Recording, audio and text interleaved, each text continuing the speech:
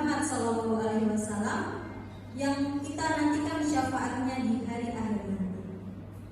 Sebelumnya terima kasih Bapak Ibu sudah meluangkan waktunya. Tadi ada jam mengajar mungkin untuk mengikuti acara diseminasi budaya positif yang disampaikan oleh Bu Finda Maya Puspita. Diskusi hari ini kita nanti interaktif ya Bapak Ibu. Selanjutnya saya serahkan kepada Ibu Finda Maya Puspita untuk menyampaikan pemaparan materi budaya positif. Kepada Ibu Finda saya persilakan.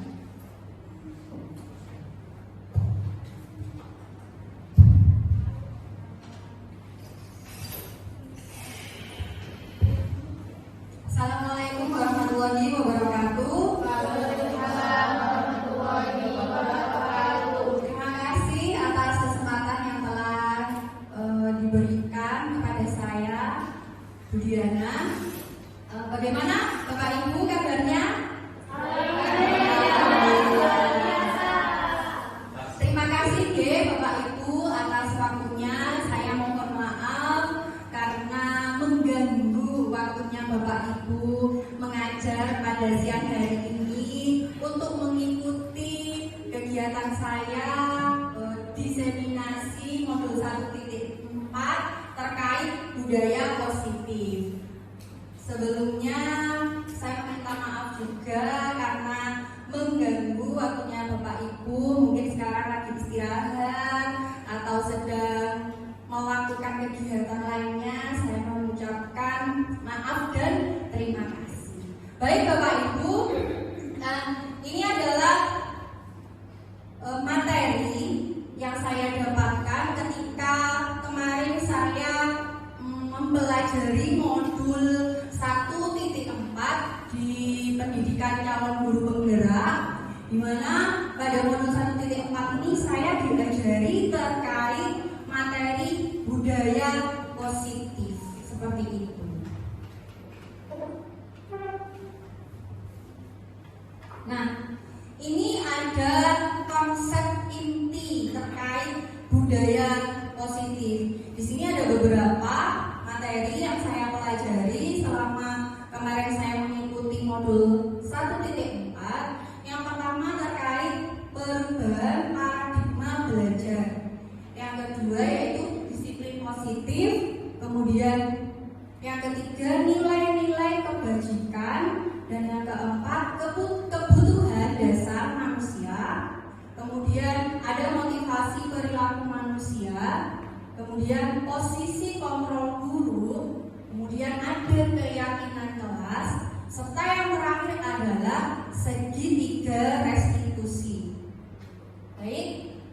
Selanjutnya terkait pembelajaran paradigma baru, di mana di sekolah kita di SMA Negeri Ambulu saat ini menggunakan kurikulum apa Bapak Ibu?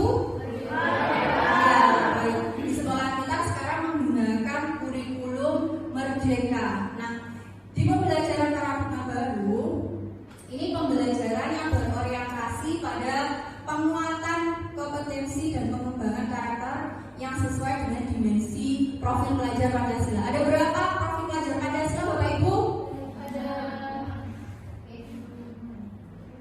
Ada 6. Jadi nomor 1 apa? Beriman, berempat. Iya. Yang kedua apa Bapak Ibu? Berkebinekaan global. Yang ketiga bergotong royong. 4 kreatif. Kelima bernalar kritis. Dan yang terakhir adalah mandiri. Baik.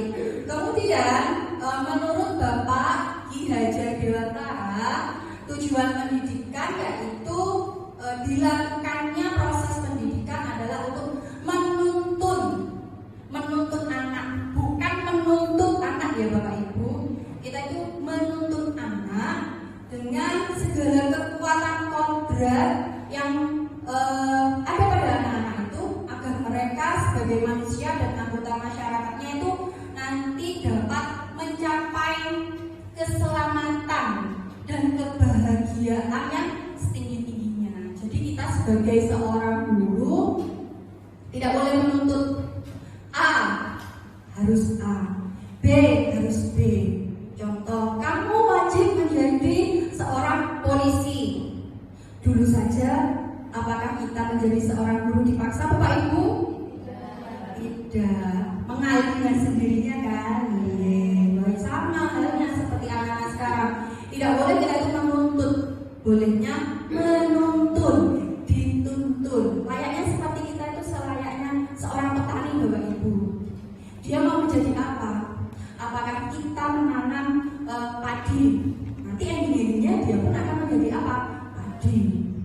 Kita sebagai guru hanya apa? Memupuknya, menyiraminya. Ya, nonton? Oke. Lanjut Bu. Nah ini miskonsepsi atau kesalahpahaman, miskonsepsi tentang teori kontrol. Ilusi guru mengontrol murid. Kita hanya mengontrol murid. Tidak boleh seperti itu.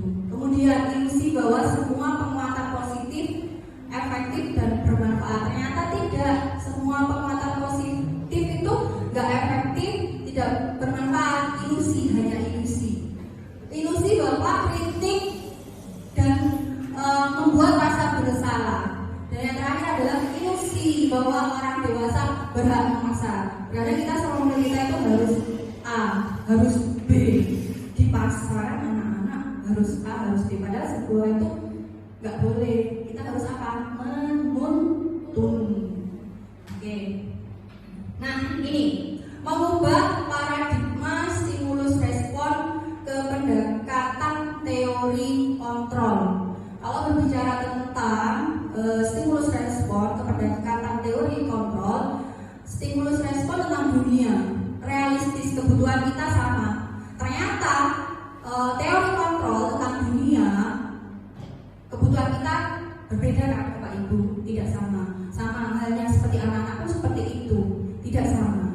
Kemudian semua orang melihat hal yang sama, akan tetapi setiap orang memiliki gambaran yang berbeda.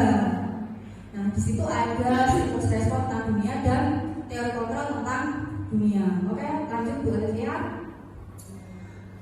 Nah, disiplin positif. Nah, apa disiplin Bapak Ibu? Kalau dalam benak Bapak Ibu kata-kata disiplin itu seperti apa? Bagaimana Bapak Isan? Kalau kita membahas disiplin, wow, kita harus melihat ke depan, harus tangannya harus bersilang, melihat Bapak dan Ibu. Bagaimana Pak Isan terkait kata-kata disiplin? Disiplin. Terima kasih Bu Winda telah mempersilahkan kami bersuara tentang disiplin itu. Secara umum, disiplin memang kita harus mematuhi peraturan yang ada sesuai dengan apa yang diberlakukan.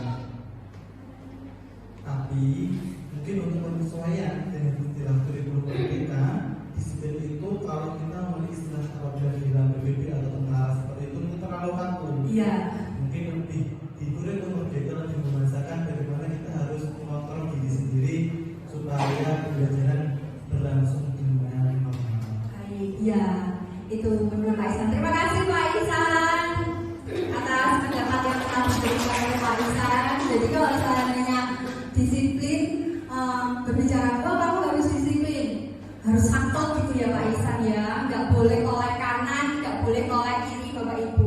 Kayak sekarang ini mungkin boleh Bapak Ibu oleh kanan kiri, boleh kok, boleh, jangan terlalu kayak tentara gitu, kita nggak militer, gitu Bapak Ibu. Oke, disiplin positif. Apa disiplin itu? Disiplin diri juga mempelajari bagaimana cara kita mengontrol diri.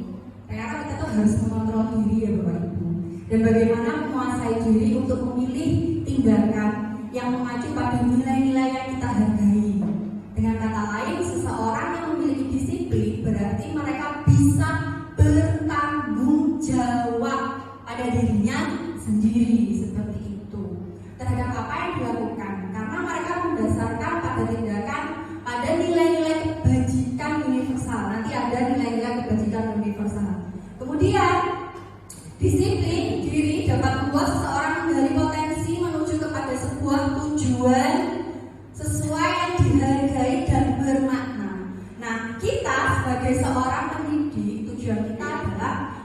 menciptakan anak-anak yang memiliki disiplin diri sehingga mereka bisa berperilaku dengan mengacu nilai-nilai kebajikan universal dan memiliki motivasi intrinsik, bukan ekstrinsik. Kalau intrinsik berarti dari dalam diri, kalau ekstrinsik dari luar, seperti itu, dari luar lingkungan ya Bapak Ibu, disiplin positif. Nah, di sini ada nilai-nilai kebajikan universal. Nah, kalau bicara nilai kebajikan, ada beberapa yang saya ambil berdasarkan modul yang saya dapatkan juga. Di sini menurut Ibu Primariers, yaitu murid ada toleransi, rasa hormat, integritas, mandiri, menghargai, antusias, sampai berkomitmen. Dan yang kedua, the seven essential, yaitu empati, suara hati, kontrol diri, rasa hormat, kebaikan, hingga keadilan. Seperti itu.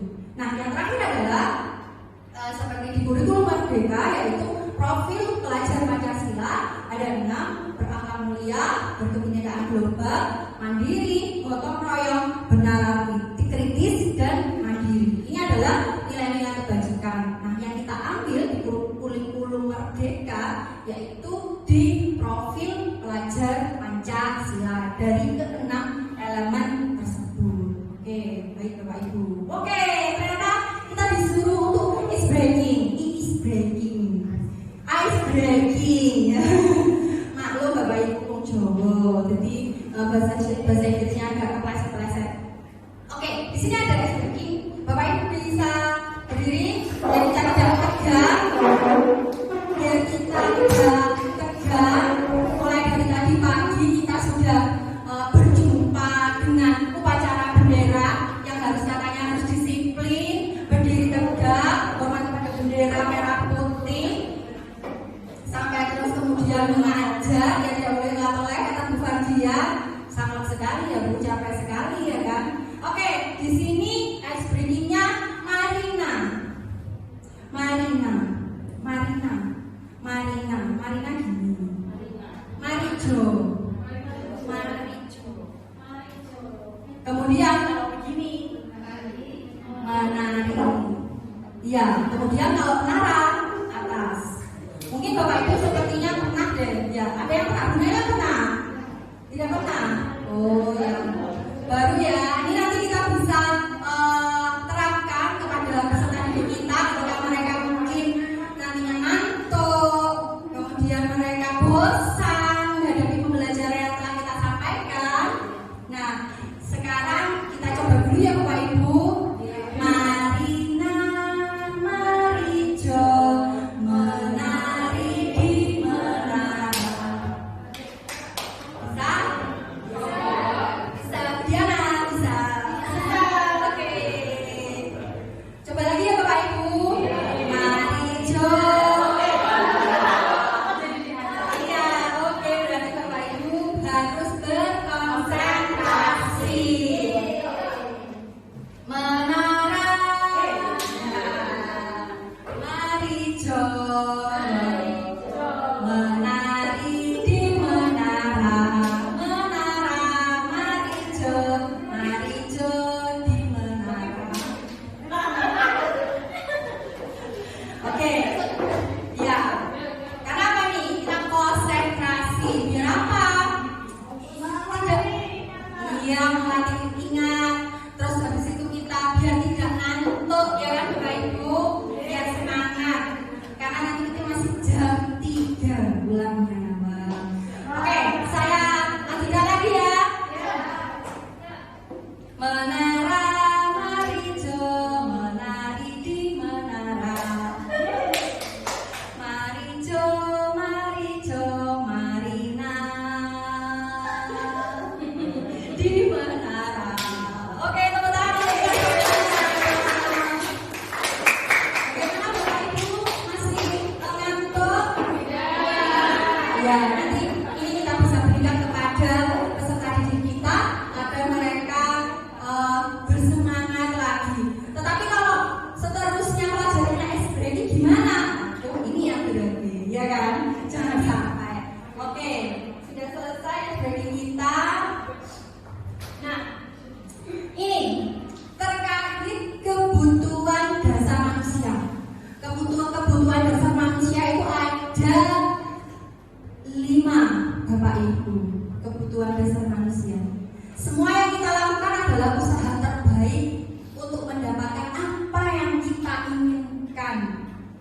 Kemudian ketika kita mendapatkan apa yang kita inginkan, sebetulnya saat itu kita sedang memenuhi satu atau lebih dari kebutuhan kita, kebutuhan dasar ya. Kebutuhan dasar. Oke, nah ini 5 kebutuhan dasar manusia yang wajib dipenuhi. Apakah terkadang kebutuhan manusia itu tidak dipenuhi? Salah satunya Bapak Ibu? Ada, pasti ya. Kita sendiri bertanya kepada diri kita, apakah semua 5 kebutuhan dasar manusia ini sudah ada di dalam diri kita? Oke, ada yang belum. Yang pertama, bertahan hidup bersifat fisiologis. Untuk bertahan hidup misalnya kesehatan, rumah, apalagi sandang, ya, makan, sandang, papan, pangan, ya, itu kebutuhan primer, kebutuhan pokok. Terpenuhi Bapak Ibu?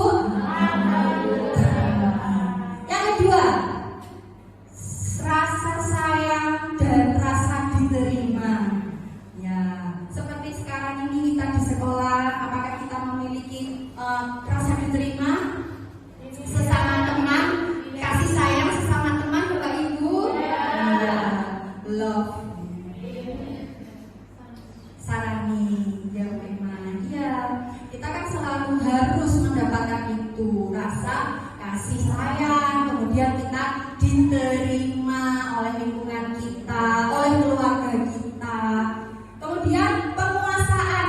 Nah, kalau berbicara tentang penguasaan, ini pasti kompeten yang berbeda-beda pencapaiannya. Kayak kita di sini. Kita di sini dari guru-guru mata pelajaran yang berbeda-beda. Saya sendiri tidak bisa dan tidak jago terhadap apa pelajaran yang diajarkan oleh Bu Mita, matematika. Ya, kompeten saya apa? Pelajaran lainnya. Saya pun tidak pandai untuk berpuisi seperti Bu Rini dan Bu Cinda. Gak bisa saya. Kalau saya mengamati tumbuhan yang disuruh Bu Fadian, palingnya cuma saya lihat saja. Karena, iya. Setelah itu sama Bu Emma disuruh keliling lapangan. Gak kuat Bu Emma. Itu bukan saya. Dan seandainya disuruh ngomong bahasa Jawa yang kromo inggih sama Pak Isa sama Bu Paudra, gak bisa. Apalagi disuruh menari seperti Bu Afi, bukan ahli saya, ya kan? Nah, penguasaan lagi-lagi Bapak Ibu, kita memiliki penguasaan yang berbeda-beda, beragam, heterogen, majemuk, banyak sekali.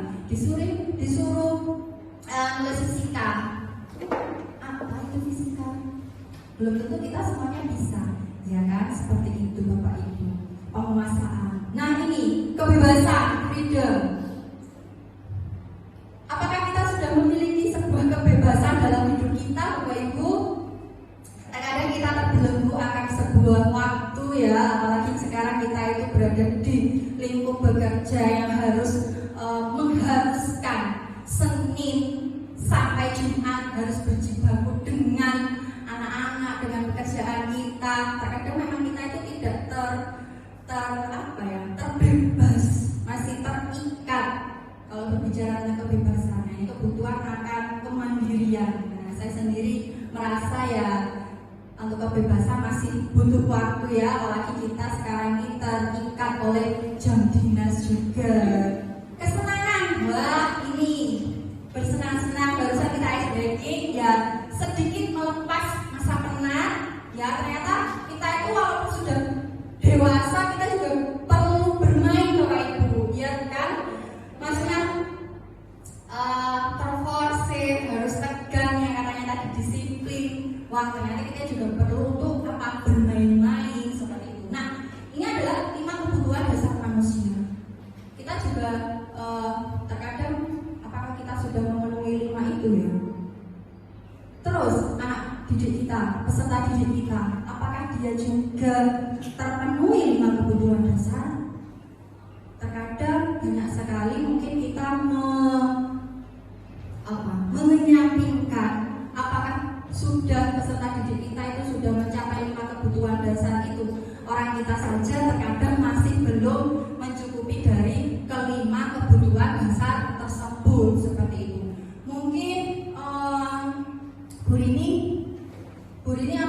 sudah mencukupi dari kelima kebutuhan dasar yang kita pelajari. Kebutuhan dasar manusia, apakah bumi ini sudah mencakup semuanya kira-kira? Kira-kira apa sudah semuanya sudah tercukupi Bu Rini dari kelima kebutuhan dasar? Baik Bu Winda, terima kasih atas kesempatannya. Kalau dari saya sendiri, untuk bertahan hidup itu kemudian kasih sayang dan rasa diterima, penguasaan, kebebasan, kesenangan. Untuk saat ini kesemuanya sama-sama saya dapatkan. Ya. Seperti di dalam pekerjaan misalnya, saya juga bersenang-senang mendapatkan teman-teman yang menyenangkan. Itu bagi saya rezeki yang luar biasa. Kemudian kasih sayang itu juga saya dapatkan dari teman-teman, selain dari keluarga. Penguasaan seperti kemampuan yang kita miliki, nah itu. Kemudian kebebasan, apalagi sekarang keluar ya, kita bebas menentukan materi mana saja yang akan kita sampaikan ke siswa. Kemudian tentu bertahan hidup semuanya. Ya, alhamdulillah semuanya dapat saya rasakan saat ini. Alhamdulillah. Terima kasih. Ya, mungkin juga dirasakan Bapak Ibu juga ya, sepertinya sama. Jadi itu 5 kebutuhan dasar manusia. Bisa dilanjut?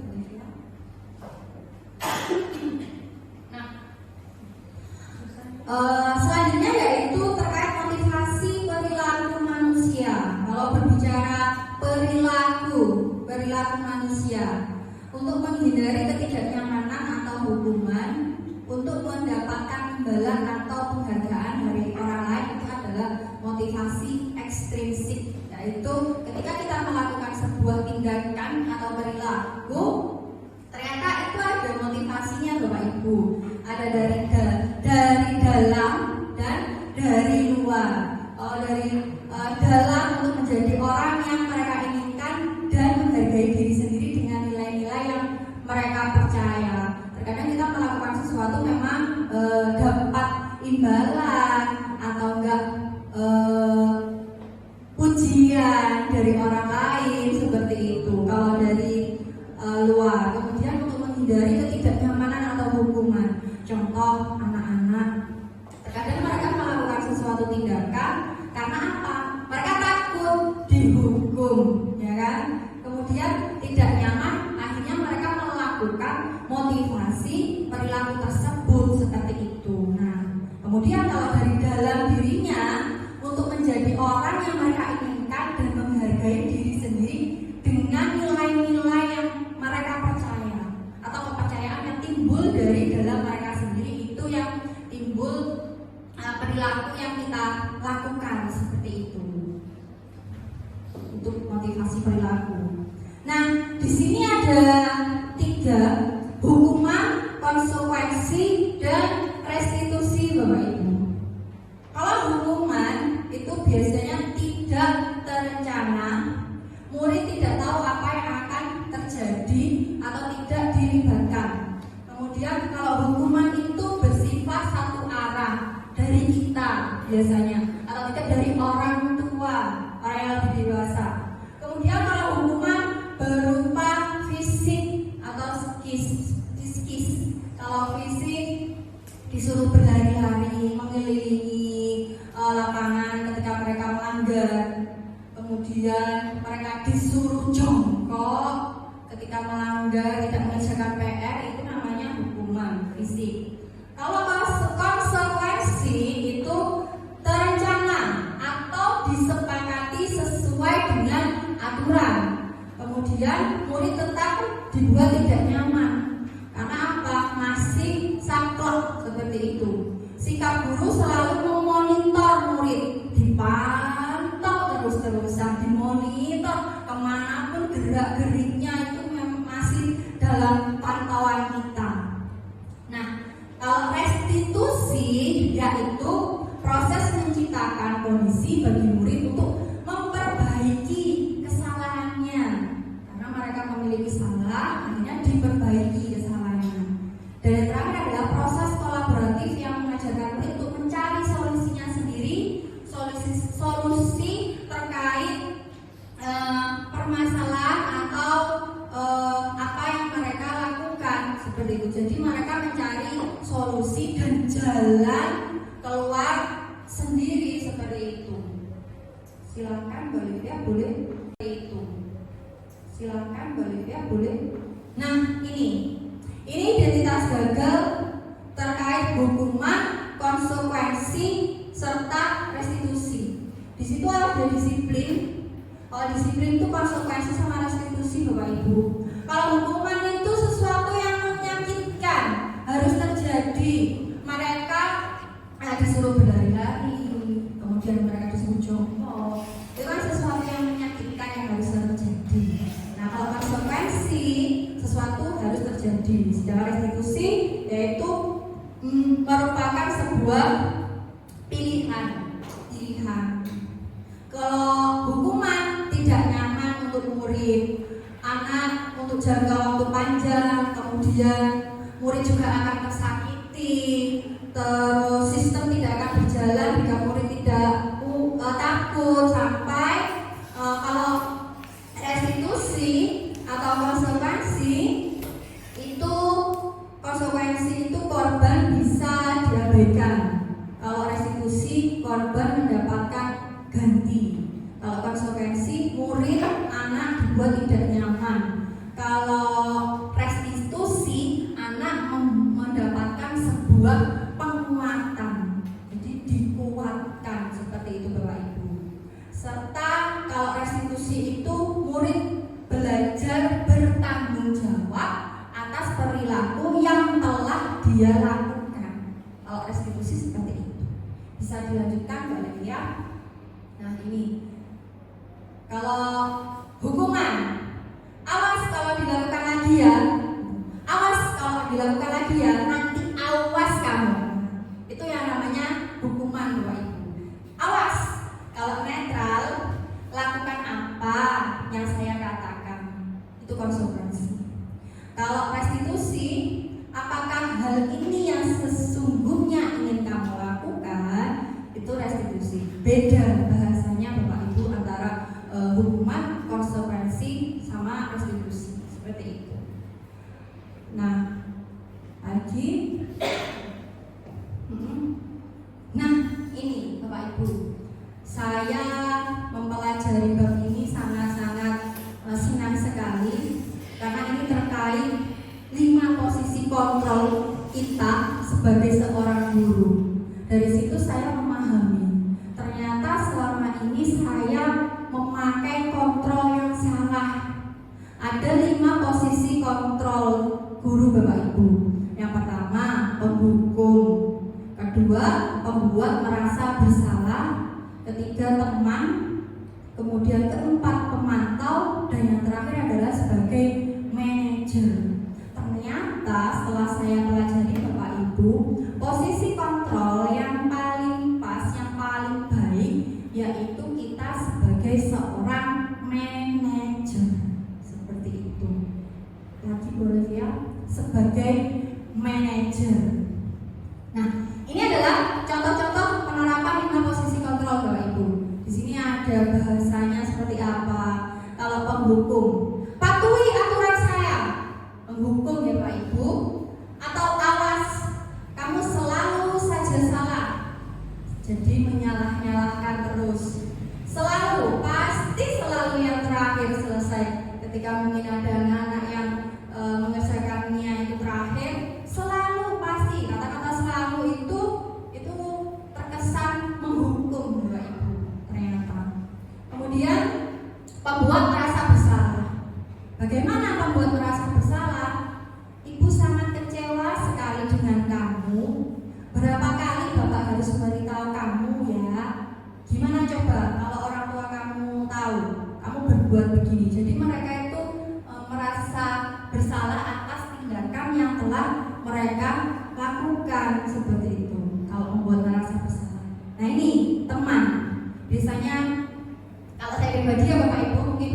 juga seperti itu mungkin atau sama. Saya sering menggunakan seperti teori kontrol teman.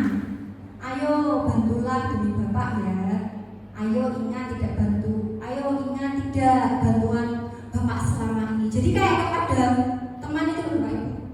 Kepada teman seperti itu. Ya sudah kali ini. Nah itu. Kemudian yang keempat dan yang kelima yaitu posisi kontrol pemantau. Peraturannya apa? Nah, dipantau terus. Apa yang kamu telah lakukan? Sanksi atau konsekuensinya apa? Itu sebagai pemantau. Kita selalu menjadi pemantau kepada murid kita. Nah, ini adalah posisi yang paling pas Bapak Ibu. Posisi kontrol sebagai seorang manajer kita. Apa yang kita yakini? Nah, kembalikan kepada keyakinan kelas. Ditanya dulu keyakinan kelas yang sudah dibuat itu seperti apa. Apakah kamu meyakini? Nah, ini adalah posisi kontrol yang pas ketika kita mencari jalan keluar atau solusi terkait permasalahan yang dialami oleh murid Bapak Ibu. Gitu. Jadi kelima posisi kontrol yang paling pas sebagai seorang manajer. Oke, lanjut Bu Olivia. Nah, ini Bapak Ibu bisa melihat ini posisi kontrol. Apakah aku terlambat lagi? Pasti terlambat lagi. Selalu datang terlambat. Kapan bisa datang tepat waktu? Posisi apa ini Bapak Ibu? Ya, betul sekali Bu Olivia. Ya, Kalau menurut saya ini adalah posisi kontrol sebagai seorang hukuman, seorang penghukum, karena di situ ada kata-kata selalu. Selalu itu kan seperti yang disampaikan Bu Vida tadi, selalu itu seperti kata paten terkesan menghukum seperti itu. Jadi menurut saya ini adalah posisi kontrol seorang penghukum. ya benar. Benar Bu Olivia. Ini adalah posisi kontrol penghukum. Terlambat lagi. Selalu datang terlambat. Ternyata bahasa itu memang banyak sekali makna Bapak Ibu. Apalagi ketika kita berbicara memang harus berhati-hati terhadap satu kata, karena satu kata itu banyak sekali beribu-ribu makna ternyata. Oke, lagi ini. Nah ini, Adi, kamu ini bagaimana ya? Kamu sudah berjanji dengan ibu tidak akan terlambat lagi. Kenapa ya? Senang sekali mengecewakan ibu. Ibu benar-benar kecewa. Ibu benar-benar kecewa. Apa ini? Posisi kontrol apa Bapak Ibu kira-kira ini? Ya, Bu Fadlian.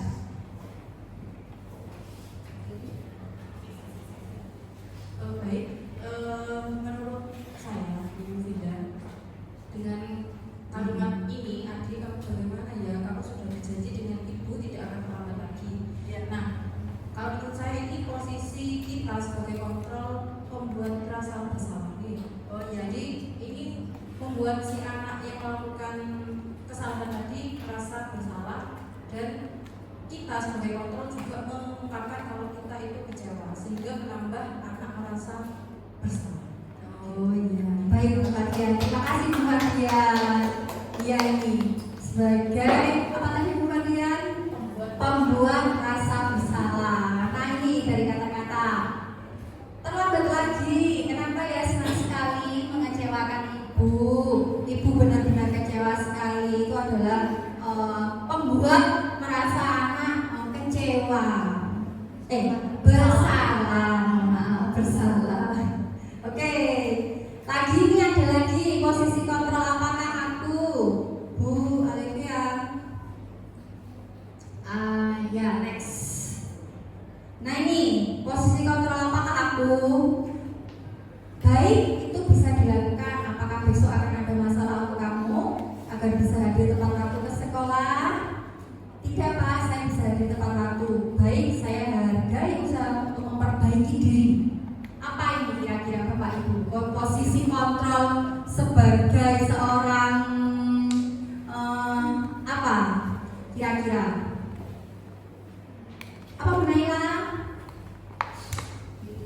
manajer atau teman manajer? Ya. Ketika guru mengungkapkan, baik itu bisa dilakukan, apakah besok akan ada masalah untuk kamu agar bisa hadir tepat waktu di sekolah? Tidak Pak, saya bisa hadir tepat waktu. Baik, saya hargai usahamu untuk membagi diri. Menurut saya itu adalah proses proses sebagai manajer. Karena di situ guru bertanya dulu, memberikan kesempatan bahwasanya peserta didiknya bisa memperbaiki diri dan menghargai usaha dari peserta didik tersebut. Baik, terima kasih Bu Naila. Nah, saya ini adalah posisi kontrol yang terbaik dilakukan oleh kita sebagai seorang guru, yaitu menggunakan teori kontrol sebagai manajer. Oke, silakan lanjut lagi Bu Olivia. Nah ini, Bapak Ibu, habis ini saya ingin meminta Bapak Ibu membuat sebuah keyakinan kelas, karena saya sendiri pun juga masih meraba-raba terkait keyakinan kelas yang akan kita lakukan juga kepada murid-murid kita, karena ini hal yang baru, ya. Karena sebelumnya kita tidak pernah membuat sebuah keyakinan kelas seperti itu. Mengapa kok keyakinan kelas bukan peraturan kelas, Bapak Ibu? Kenapa kok keyakinan kelas? Silakan Mbak Olivia. Ternyata keyakinan kelas, karena dengan sebuah keyakinan seseorang akan lebih memotivasi seseorang dari dalam serta lebih tergerak dan bersemangat untuk menjalankan keyakinan daripada hanya sekedar mengikuti serangkaian peraturan tertulis tanpa makna. Biasanya kan wajib gitu, ya kan? Kalau seandainya keyakinan, ternyata keyakinan itu lebih tergerak dan bersemangat, Bapak Ibu. Nah, silakan habis ini kita membuat sebuah keyakinan kelas. Anggap saja sekarang saya sebagai seorang guru di kelas 10, kemudian Bapak Ibu sebagai seorang murid, kemudian kita membuat sebuah keyakinan kelas seperti apa yang kita harapkan ketika proses pembelajaran berlangsung, yang menyenangkan seperti apa. Nanti saya bagikan stick note-nya, Bapak Ibu tuliskan keyakinan kelas yang diharapkan ketika nanti proses pembelajaran berlangsung seperti apa. Nah, ini nanti kita tempelkan di depan Bapak Ibu. Keyakinan kelas seperti apa yang kita harapkan. Anggap saja kita sebagai seorang murid ya Bapak Ibu. Seperti apa keyakinan kelas yang ingin kita lakukan selama kurang lebih 1 tahun. Keyakinan kelas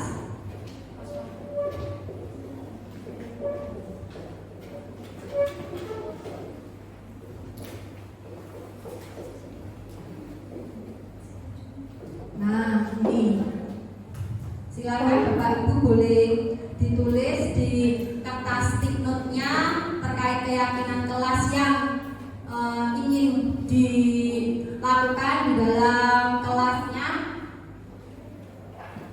Kalau sudah selesai, boleh kita tempelkan Bapak Ibu di papan tulis. Monggo Bapak Ibu silakan. Keyakinan kelas apa sih? 1 saja tidak apa-apa Bapak Ibu, 2 boleh, bebas Bapak Ibu. Anggap saja kita sebagai seorang murid ya Bapak Ibu, karena sebelumnya kita tidak pernah melakukan seperti ini. Saya sendiri juga tidak pernah, nggak apa-apa, bebas ini Bapak Ibu, boleh. Keyakinan kelas seperti apa? Kalau sudah bisa langsung ditempel di papan tulis Bapak Ibu. Sudah bisa langsung ditempel di papan tulis Bapak Ibu. 1 saja tidak apa-apa. Iya, ditempel. Nanti kita bacakan bersama-sama.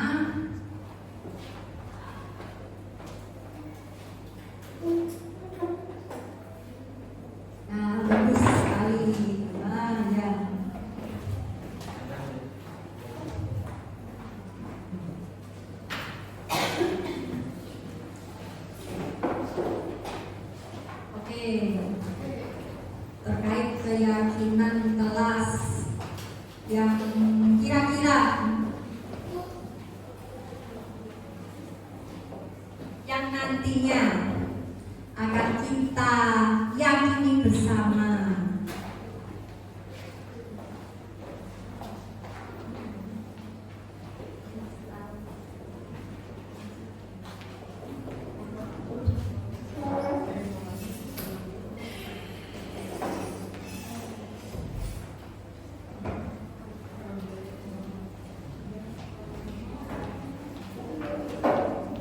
Sudah Bapak Ibu. Nah ini ternyata banyak sekali keyakinan yang akan menjadi keyakinan kelas. Nah ini ada selalu berusaha kondusif saat pembelajaran berlangsung. Kemudian selalu bersikap positif. Apakah dia ini, maaf Bapak Ibu, kita bahas satu-satu bagaimana Bapak Ibu, sepakat? Ya. Ini nanti saya bacakan satu-satu. Apabila nanti ada revisi atau koreksi, kita lakukan koreksi bersama-sama ya. Karena keyakinan kelas yang pertama ini selalu berusaha kondusif saat pembelajaran berlangsung. Bagaimana, yakin? Yakin. Ya, yakin. Yang kedua, selalu bersikap positif. Ya, selalu bersikap positif. Disiplin, saling menghormati dan menyayangi sesama anggota kelas. Bagaimana Bapak Ibu saling menghormati dan menyayangi? Ya. Kemudian tidak boleh makan, boleh minum. Tidak boleh makan, boleh minum. Bagaimana? Apakah ada kira-kira bahasa yang harus kita ganti? Tidak boleh makan, tapi boleh minum. Bagaimana Bapak Ibu? Saat pembelajaran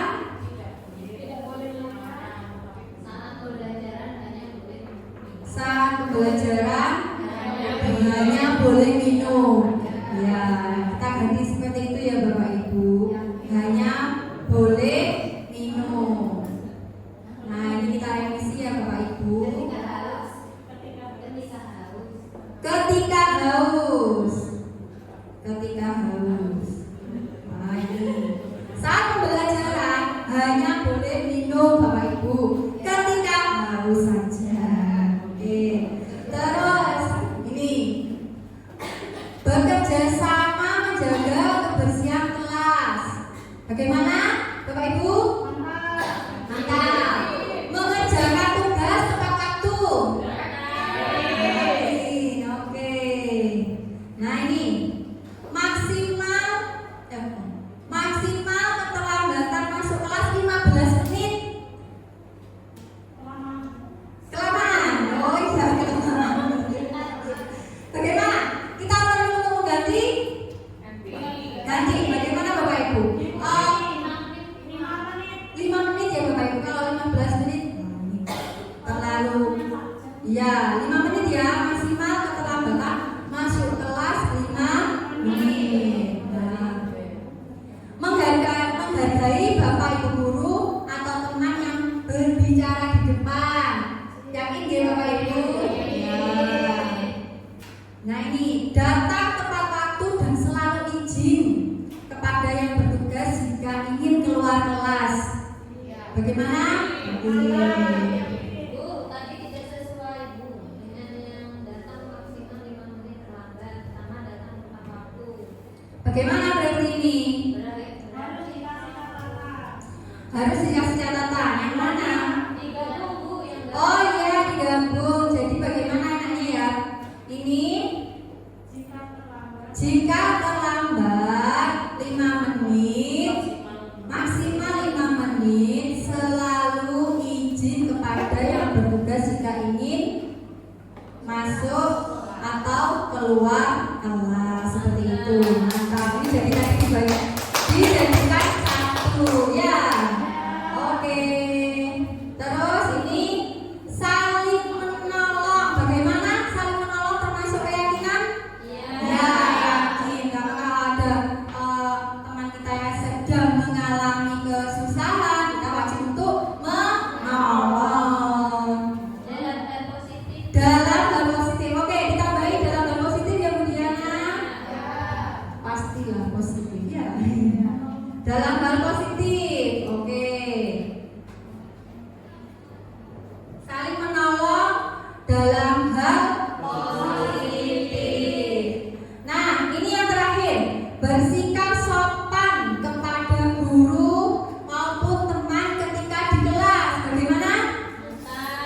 Nah, ya ini sesuai ya. Bersikap sopan kepada guru maupun teman ketika di kelas. Nah, jadi ini keyakinan kelas yang sudah kita sepakati bersama untuk kita yakini dan kemudian kita lakukan di dalam lingkungan kelas maupun di lingkungan sekolah. Bisa dilanjut? Nah, ini Bapak Ibu, keyakinan kelas ini bersifat lebih abstrak daripada peraturan. Yang kita buat ini lebih abstrak. Kemudian keyakinan kelas berupa pernyataan universal atau global, mencakup semuanya, segalanya. Pernyataan keyakinan kelas senantiasa dibuat dalam bentuk positif. Hebat sekali tadi Bapak Ibu, belum saya beritahu sudah bagus sekali keyakinan kelas yang sudah dibuat tadi. Kemudian keyakinan kelas sebenarnya tidak terlalu banyak dari bahasa yang Bapak Ibu buat tadi, simple tapi mengena, ya kan Bapak Ibu? Ya. Terus sehingga mudah diingat dan dipahami. Jadi keyakinan kelas itu kita buat itu harus yang mudah untuk dipahami, kemudian selalu diingat oleh murid kita. Terus keyakinan kelas sebaiknya hanya yang diterapkan di lingkungan tersebut, di kelas maupun di sekolah. Ya, bagaimana Pak Ihsan?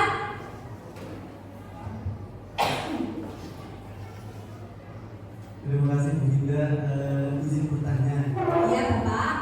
Apabila dalam satu kelas dalam membuat keyakinan kelas tadi, ternyata ada dari kita itu tidak sesuai atau melakukan perbuatan yang tidak sesuai dengan keyakinan kelas. tadi, kira-kira diberi hadiah seperti apa atau apa hasilnya nanti? Terima kasih. Oh iya, terima kasih Pak Ihsan atas pertanyaannya. Jadi apabila di suatu kelas itu tadi ya, kemudian mereka melanggar terkait keyakinan kelas. Nah, kita sebelumnya harus membuat sebuah kesepakatan dulu kepada anak-anak. Ya, enaknya nanti bagaimana anak-anak kalau seandainya ada salah satu atau salah dua teman kita itu melanggar. Jadi seperti itu Pak Ihsan. Kita membuat kesepakatan di awal. Keyakinannya seperti apa? Karena apa? Tapi itu yang harus masuk akal juga Pak Ihsan. Jangan sampai kita membuat sebuah hukuman. Ya, harus hal-hal yang positif seperti itu. Ya, bagaimana Pak Ihsan? Terima kasih Pak Ihsan. Keyakinan kelas sebaiknya sesuatu yang dapat diterapkan di lingkungan tadi sudah ya. Semua warga kelas, nah ini semua warga kelas hendaknya ikut berkontribusi dalam pembuatan keyakinan kelas lewat kegiatan curah pendapat. Nah, seperti tadi saya memberikan signal kepada Bapak Ibu untuk menuliskan keyakinan karena apa? Beda-beda kan? Anak-anak pun juga pastinya juga berbeda-beda. Nanti yang akan mereka sampaikan, nanti dilakukan curah pendapat, apakah setuju, ataukah tidak, atau sesuai, ataukah tidak, seperti itu. Bersedia meninjau kembali keyakinan kelas dari waktu ke waktu, ditinjau apakah ini perlu direvisi lagi, ataukah perlu diperbaiki lagi. Jadi seperti itu Bapak Ibu keyakinan kelas. Oke. Ya. Nah, ini Bapak Ibu, restitusi. Nah, restitusi adalah proses menciptakan kondisi bagi murid untuk memperbaiki kesalahan mereka. Nah, bukan hukuman Pak Ihsan. Jadi lewat apa? Restitusi. Restitusi membantu murid menjadi lebih memiliki tujuan disiplin positif dan memulihkan dirinya setelah berbuat kesalahan. Itu yang namanya restitusi. Nah, kemudian jika restitusi sebagai upaya membantu siswa memperbaiki diri Bapak Ibu, dapat kembali ke kelompoknya dengan karakter yang lebih kuat lagi. gagal karena telah berbuat kesalahan menjadi orang yang sukses dan lebih baik lagi ketika kita menggunakan restitusi. Berbeda dengan hukuman. Ini restitusi Bapak Ibu, ya. Nah, ini ciri-ciri dari restitusi Bapak Ibu. Tadi saya membahas hukuman, konsekuensi, dan restitusi. Kalau restitusi memperbaiki hubungan, ada tawaran, bukan sebuah paksaan. Restitusi menuntut untuk melihat ke dalam diri. Restitusi menguatkan, fokus pada solusi Bapak Ibu. Lanjut lagi. Nah, ini yang namanya segitiga restitusi. Kok tidak ditemukan? Wah, itu tadi ada gambar segitiga restitusi Bapak Ibu. Oh, gambar tidak ditemukan, ya nggak apa-apa. Ada 3. Oh ya, masih azan Bapak Ibu. Kita tunggu sampai azan selesai ya.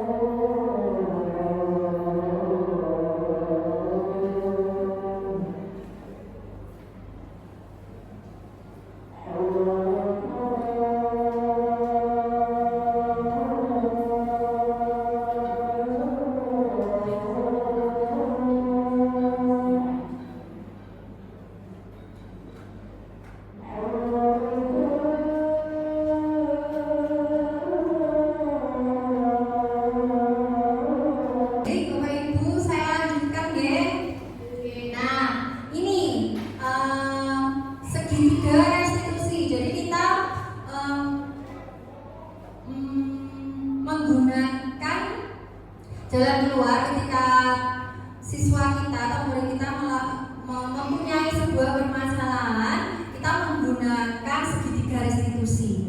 Di sini yang bawah yaitu menstabilkan identitas. Di mana menstabilkan identitas, setiap orang pasti pernah melakukan suatu kesalahan. Terus kamu bukan satu-satunya orang yang pernah melakukan kesalahan ini. Ini yang menstabilkan identitas. Kalau validasi tindakan yang salah, kamu tentu punya alasan mengapa melakukan hal ini, mengapa mereka melakukan hal ini. Adakah cara yang lebih efektif untuk mendapatkan apa yang dibutuhkan?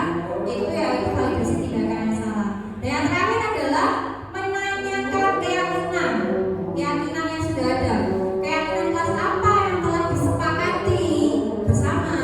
Kemudian kamu ingin menjadi orang yang seperti apa? Itu adalah terkait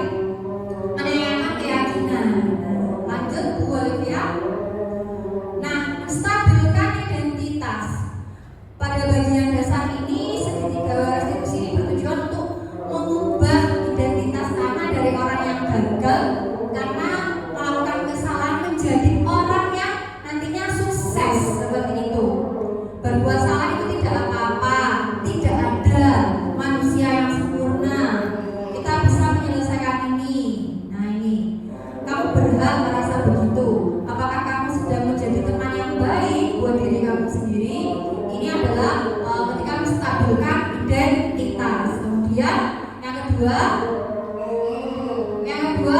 validasi tindakan yang salah. Menurut teori kontrol, semua tindakan manusia baik atau buruk pasti memiliki sebuah maksud atau tujuan tertentu, Bapak Ibu. Padahal kamu bisa melakukan yang lebih buruk dari ini ya. Kamu pasti punya alasan. Mengapa kamu melakukan hal ini? Kamu patut bangga pada dirimu sendiri karena kamu telah melindungi sesuatu yang penting buat kamu. Ini validasi tindakan yang salah. Kemudian yang ketiga yaitu menanyakan keyakinan yang sudah disepakati secara bersama-sama. Apa yang kita percaya sebagai kelas atau keluarga, kemudian apa nilai-nilai umum yang kita sepakati, terus kamu mau menjadi orang yang seperti apa. Ini yang terkait menanyakan keyakinan kelas. Nah, selanjutnya boleh ya. Nah, ini saya melakukan sebuah segitiga restitusi bersama murid saya yang sedang mengalami problematika. Dengar nggak Bu Olivia? Dengar Pak Ibu?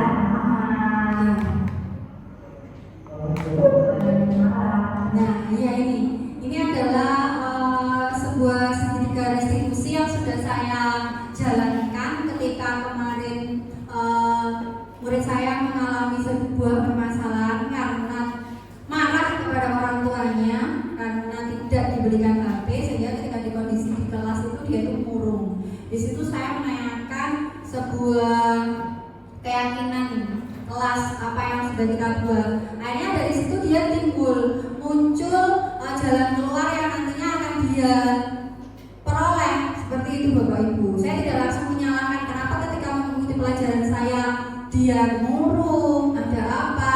Saya tidak langsung memberi sebuah hukuman. Akan tetapi di situ saya memberikan sebuah keyakinan, stabilkan dulu ya Bapak Ibu, menstabilkan. Assalamualaikum warahmatullahi wabarakatuh.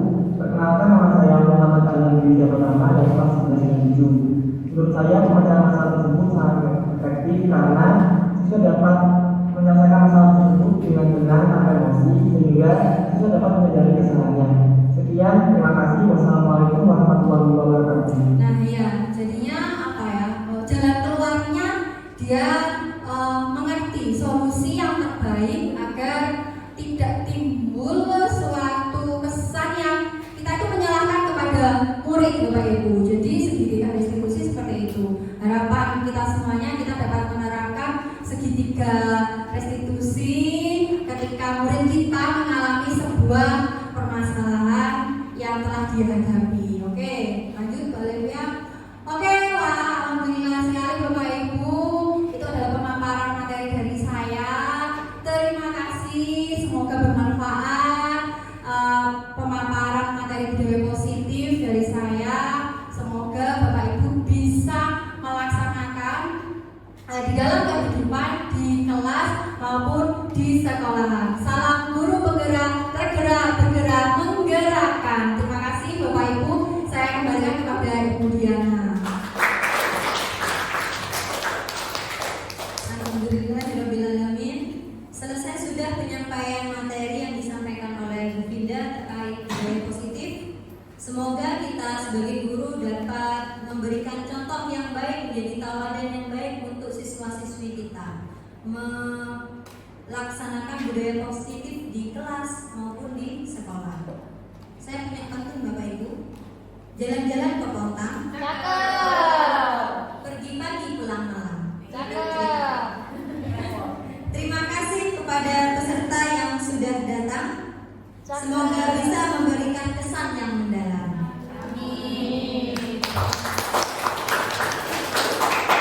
Oke, jargon kita sebagai guru penggerak adalah semangat bergerak, tergerak dan menggerakkan.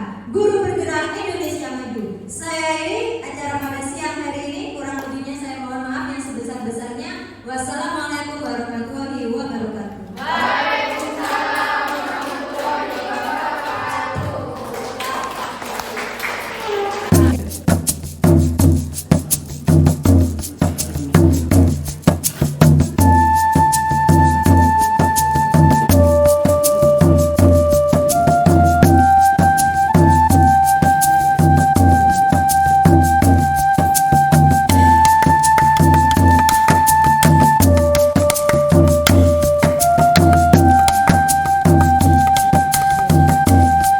Setelah saya mengikuti diseminasi budaya positif yang disampaikan oleh Bu Finda, saya lebih memahami makna dari budaya positif itu sendiri.